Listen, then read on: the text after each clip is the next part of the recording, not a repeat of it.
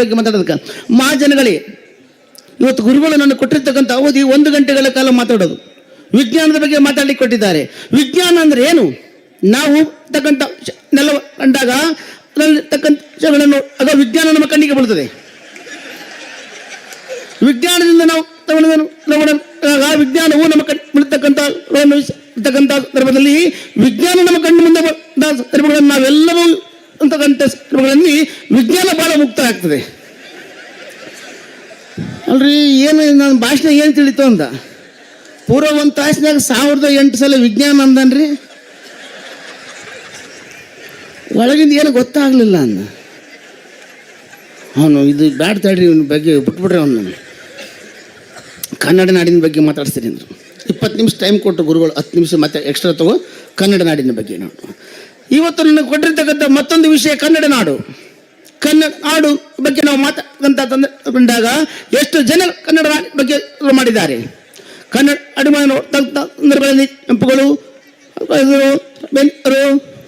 ಯಾರ್ಯಾರ್ರಿ mic subset ಮಾಡಿರಿ sir ದಯವಿಟ್ಟು.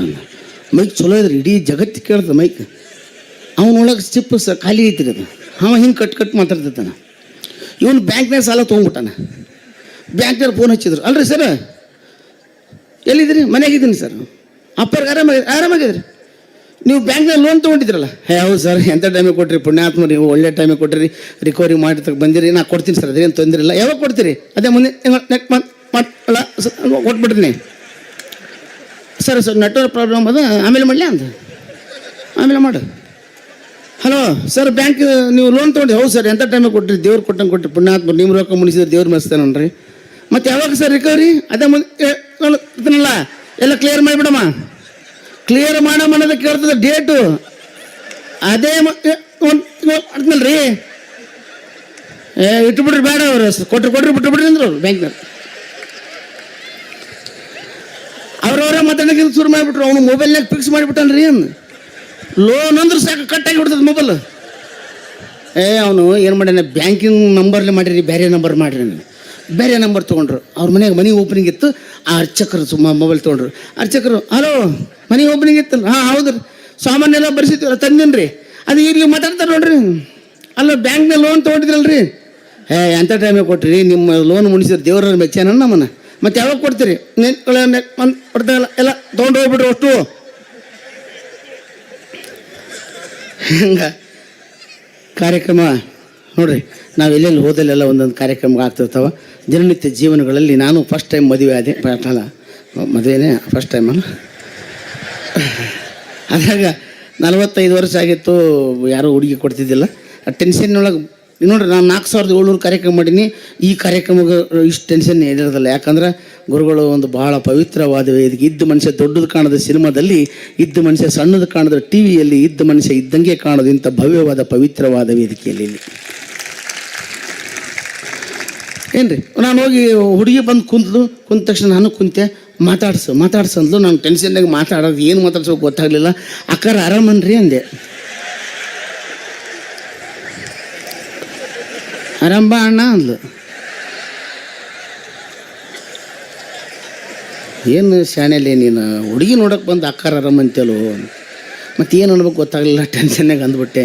ಬೇರೆ ಏನರ ಮಾತಾಡ್ಸು ಅಂದ. ಎಷ್ಟು ಮಂದಿ ಅಣ್ತಂಬ್ರಿ ಅಂದೆ.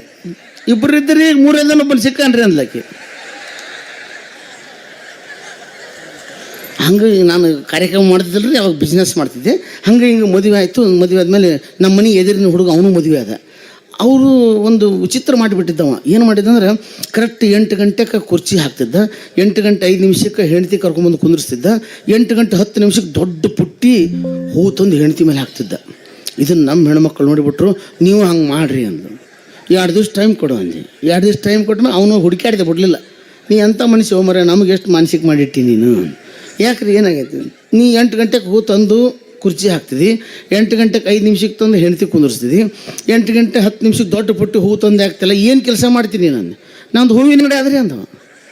8 ಗಂಟೆ ತನಕ ಮಾರ್ತೀನಿ, ಉಳಿದು ಎಷ್ಟು ಉಳಿತ ಓಸು ಹೆಂಡತಿ ಮೇಲೆ ಹಾಕ್ತೀನಿ ಅಂದವ. ಸಾಕ್ಬಿಟ್ಟು ಇಷ್ಟ ಅಂದೆ. ನಾನು ಹೋಗಿ ನನ್ನ ಹೆಂಡತಿಗೆ ಹೇಳಿದೆ, ಅವನದು ಹೂವಿನ ಅಂಗಡಿ ಬಿಸ್ನೆಸ್ ಆದ, ಉಳಿದು ಹೂವು ತಂದು ಹಾಕ್ತಾನ, ನಂದು ಕಾರ್ಪೊಡಿ ಬಿಸ್ನೆಸ್ ಆದ ಅಂದೆ.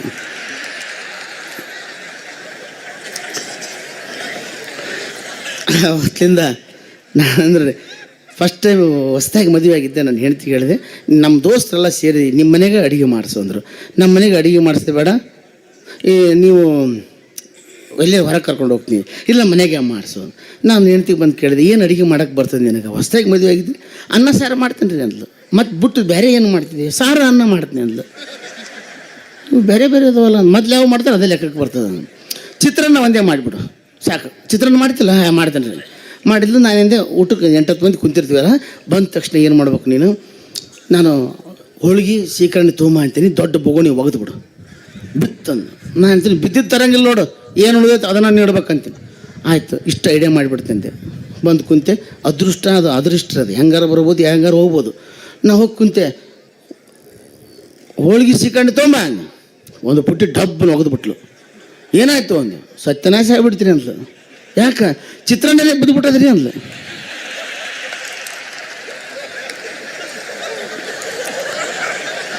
ಅವ್ನು ನಮ್ಗಿಂತ ಹೆಜ್ಜೆ ಮುಂದಿದ್ದ ನಮ್ಮ ಗೆಳೆಯ, ಬಿದ್ದಿದ್ದು ತರಬೇಡ್ರಿ ಎತ್ತಿಗೆ ಅಂದವ. ಕುಂದ್ರು ಮಗನ ಉಪವಾಸಕ್ಕೋದು, ನನಗೇನು ಅದೇ ಚಿತ್ರಾನ್ನ ಮ್ಯಾಗಿನ ಮೇಲೆ ಬೆಳ್ಕೊಂಡು ತೊಗೊಂಬ ಅಂತ ನಾನು. ಬೇಡ, ಹಾಲು ಬಾಳು ಇರ್ತಾವ್ರಿ ಬೇಡ ಅಂತವನು. ನಮಗೇನು ಇಬ್ಬರಿಗೆ ಇದ್ದಷ್ಟಿತ್ತು, 8 ಮಂದಿಗೆ ಇದ್ದಿದ್ದಿಲ್ಲ ರೀ. ನಾನು ಹೋದೆ. ಅವಾಗ ಕಾರ್ಯಕ್ರಮ ಇದ್ದಿದ್ದಿಲ್ಲ, ಭಾಳ ಬಡತನ ಪರಿಸ್ಥಿತಿ. ಹೋದೆ. ಈಗ ಮಂದಿ ಬಂದಾರ, ಮರ್ಯಾದೆ ಪ್ರಶ್ನೆ, ಚಹಾ ಮಾಡಿಬಿಡೋನು. ಚಹಾ ಮಾಡೋಕೆ ಮಾಡಿ ಇಲ್ಲ ಅನ್ನೋದಿಲ್ಲ, ಹಾಲಿಲ್ಲ. ಅಯ್ಯೋ ದೇವ್ರಿ, ಹಾಲನಿಲ್ಲ, ನಾನು ಹಾಲಿಲ್ಲ. ನಾನು ಐಡಿಯಾ ಮಾಡ್ತೀನಿ, ಸಪ್ಪನ್ ಚಹಾ ಮಾಡಿಬಿಡು. ಓಸು 25 ಹುಡುಗರು, 25-30 ಹುಡುಗರು ರೀ, ಸಪ್ಪನ್ ಚಹಾ ಮಾಡಿ ನೀನು ಅಂದ್ಲು. ಅಂದೆ. ಮತ್ತು ನೀ ಹೆಂಗೆ ಕೊಡ್ತೀರಿ? ನಾ ಎಲ್ಲ ಕೊಡ್ತೀನಿ ಸುಮ್ಮನೆ ಅಂದೆ. ಹೋದ ತಕ್ಷಣ ಎಲ್ಲರಿಗೂ 8 ದೊಡ್ಡ ದೊಡ್ಡ ಕಪ್ ಚಹಾ ಇಟ್ಟ ತಕ್ಷಣ ಒಂದು ಮಾತು ಹೇಳಿದೆ. ಹೊಸದಾಗಿ ಮದುವೆ ಆಗಿದ್ದೆ, ಆದಾಗ ನಮ್ಮ ಮನೆಗೆ 2 ತೊಲೆ ಬಂಗಾರ ಕಳೆದ್ಬಿಟ್ಟೈತಿ. ಕೊಪ್ಪಳ ಅಜ್ಜಾರ ಮಠಕ್ಕೆ ಹೋದೆ.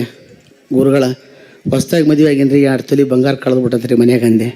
ಕೊಪ್ಪಳ ಅಜ್ಜಾರು ಹೇಳಿದರು, 1 ತಿಂಗಳ ತನಕ ನಿಮ್ಮ ಮನೆಗೆ ಚಹಾ ಮಾಡಿ ಕುಡಿಸು, ಯಾರಿಗೆ ಸಿಹಿ ಹತ್ತತ್ತ ಅವರ ತೊಗೊಂಡಾರ ಅಂತ ಲೆಕ್ಕ ಹೇಳ್ಯಾರ.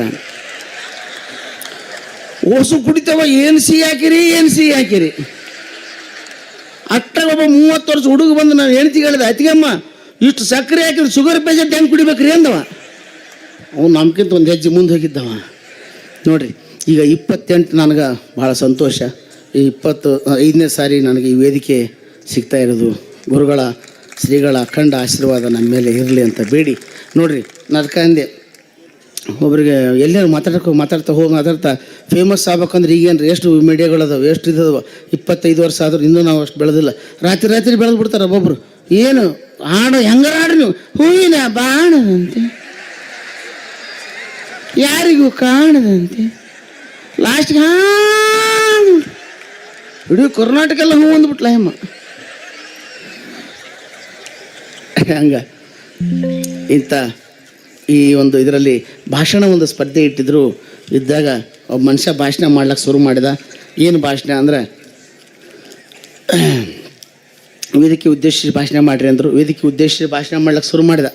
ಈ ಒಂದು ಇದರಲ್ಲಿ ಇದಾಗಿರ್ತಕ್ಕಂಥ ಈ ಒಂದು ಇವರಿಗೆ ಎಲ್ಲ ಇದನ್ನು ಮಾಡ್ತಾ ಇಂಥ ಒಂದು ಇದರಲ್ಲಿ ನಮಗೆ ಅಲ್ಲಿಂದ ಇಲ್ಲಿಗೆ ಇದು ಮಾಡಿದ್ರಲ್ಲ, ಈ ಒಂದು ಇದನ್ನು ಎಷ್ಟು ಇದು ಮಾಡಿದ್ರು ಇದು ಅಂತ ಹೇಳ್ತಾ ನಾನು 1-2 ಇದನ್ನು ಇದು ಮಾಡ್ತೀನಿ.